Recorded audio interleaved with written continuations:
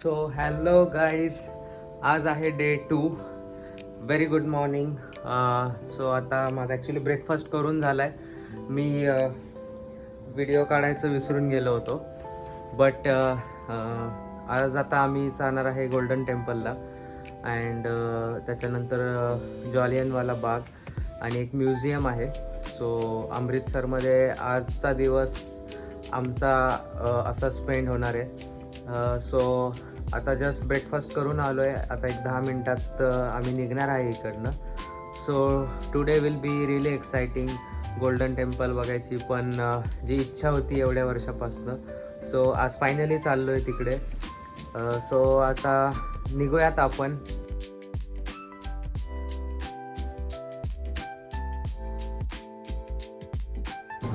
So चाललो आहे आता आम्ही. मागची बस भरली होती पूर्ण, आमच्या टीमसाठी जागाच नव्हती.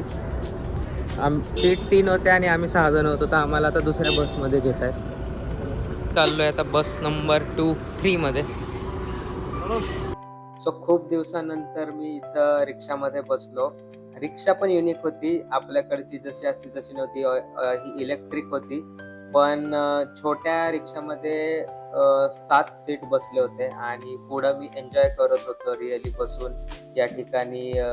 जे मी मिस करत होतो, आय मीन जॉबला लागायच्या आधी ऑर इवन कॉलेज डेमध्ये, स्कूल डेमध्ये जसं रिक्षात फ्रंटला बसून यायचो, सो तो फील मी परत घेतला आणि ह्या वेळेस तो घेतला अमृतसरच्या गल्ल्यांमध्ये. सो त्यानंतर आम्ही पोचलो टेम्पलच्या बाहेर. सो त्यानंतर मग आम्ही गेलो गोल्डन टेम्पलला.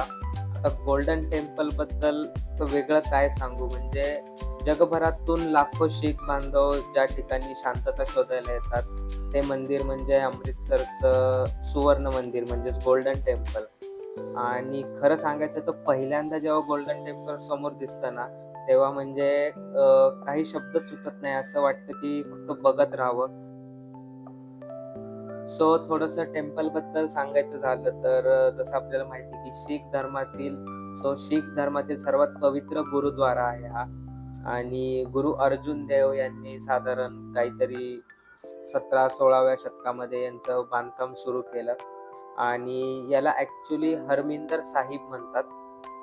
म्हणजे आपण गोल्डन टेम्पल म्हणतो, पण अमृतसरचे लोक याला हरमिंदर साहिब म्हणतात. आणि ॲज यू नो की आजूबाजूला जे तलाव आहे, पाण्याचा तलाव, त्यामध्ये जे त्याचं रिफ्लेक्शन दिसतं. ॲक्च्युली आम्ही रात्रीचं रिफ्लेक्शन मिस केलं, कारण आम्ही या ठिकाणी दुपारी गेलो होतो. बट असं म्हणतात की रात्रीचं रिफ्लेक्शन अजूनच म्हणजे मेस्मरायझिंग असतं. आणि खरंच या ठिकाणी वेगळी शांतता होती आणि सर्व धर्माचे, जातीचे, देशाचे लोक इथे येतात.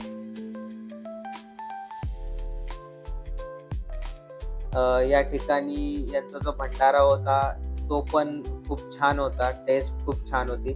फक्त यांच्याकडे वाढताना ते हातामध्ये वाढतात, म्हणजे जसं आपण भीक मागताना किंवा दान मागताना घेताना जसं आपण करतो त्या प्रकारे फक्त घ्यावं लागतं. सो मग त्यानंतर काही रील, व्हिडिओ आणि फोटो क्लिक करून आम्ही निघालो ज्वालियनवाला बागकडे. आणि एकदम म्हणजे जिकडनं आपण टेम्पलकडे जातो, तिथं एक खूप सारी फेस असलेली एक मूर्ती आहे व्हाईट कलरची. तिथूनच जस्ट लेफ्टला गेलं की ज्वालियनवाला बाग आहे आणि सरळ गेलं की गोल्डन टेम्पल आहे. आता ज्वालियनवाला बागबद्दल अगेन म्हणजे आपण इतिहासाच्या पुस्तकामध्ये एवढ्या वेळा वाचलंय, ऐकलंय याबद्दल. पण आता खरं सांगायचं म्हणलं तर ही जागा फक्त एक टुरिस्ट स्पॉट नाहीये. पण जसं म्हणतात की भारताच्या स्वातंत्र्य लढ्यातली एक वेदनादायक आठवण आहे. म्हणजे ज्वालियनवाला बागमध्ये पाऊल टाकतानाच एक वेगळी शांतता जाणवते या ठिकाणी. म्हणजे जे आपण वाचलेलं होतं आपल्या इतिहासामध्ये, आणि म्हणजे तो एक काळा दिवस होता. खूप सारे आपले लोक मारले गेले इथं.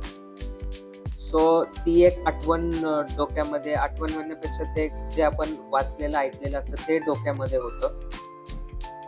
पण तरी पण जालियनवाला बागबद्दल सांगायचं तर जसं आपल्याला माहिती आहे, की साधारण 1919 मध्ये साधारण आय मीन 13 एप्रिल 1919च्या दिवशी म्हणजे इथे हजारो लोक बैसाखीनिमित्त जमले होते आणि तो ब्रिटिश ऑफिसर होता जनरल डायर ज्यांनी दोन्हीकडचे दरवाजे ॲक्चुअली बागेत जायला 4 दरवाजे होते. सो त्यांनी सगळे दरवाजे बंद केले आणि कुठलीच वॉर्निंग न देता त्यांनी गोळीबाराचा आदेश दिला आणि गोळीबार चालू केला. त्यामुळे काय झालं, की लोकं बाहेर पडण्यासाठी मार्ग एकतर 2 मार्ग होते ते अरुंद होते आणि बाकी त्यांनी 2 बंद केले होते, जे मोठे मार्ग होते. सो त्यामुळे खूप सारे लोकं अडकले या ठिकाणी आणि म्हणजे एकदम निर्घृणपणे त्यांनी जी हत्या केली लोकांची इथे. म्हणजे खरंच बागेत आल्यावरती जे स्मारकाशेजारी उभं राहिल्यावरती काटा येत होता अंगावरती ते आठवून, तिथलं लिहिलेलं वाचून आणि अजूनही भिंतींवरती, त्या विहिरीवर, त्या विहिरीच्या आतमध्ये रक्ताचे डाग, गोळ्यांचे निशाण जसेच्या तसे आहेत.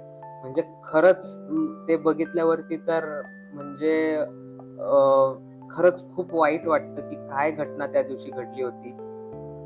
सो हा फक्त जो इतिहास आहे तो पुस्तकात नाही तर या भिंतींवरती पण दिसतो आणि या विहिरीमध्ये शेकडो लोकांनी जीव वाचवण्यासाठी उड्या मारल्या होत्या.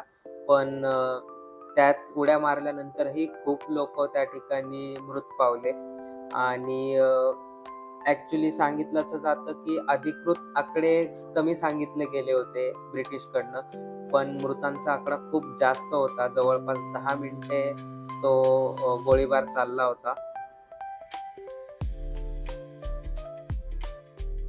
सो त्यानंतर तिथं श्रद्धांजली वाहून आम्ही परत निघालो हॉटेलकडे.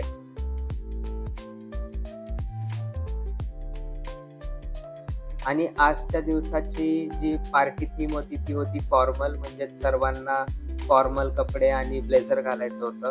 सो आजचा जो इव्हेंट होता आज ॲक्चुअल अवॉर्ड सेरेमनी होता आणि त्यासोबत त्यानंतर होती पार्टी आणि आतमध्ये जे वेगवेगळे ॲक्ट्स होते म्हणजे डान्स होते, वेगवेगळे परफॉर्मन्सेस होते.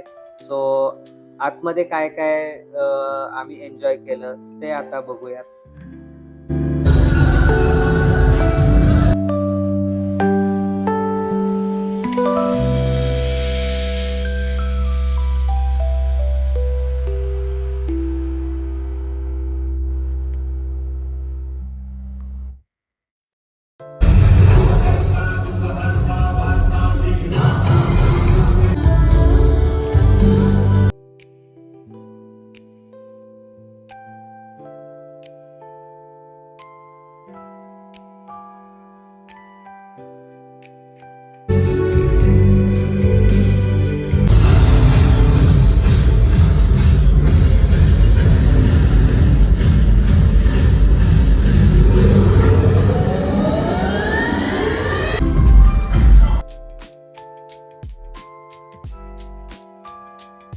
सो अशा प्रकारे एंड होतं अमृतसर ब्लॉग डे 2 चा.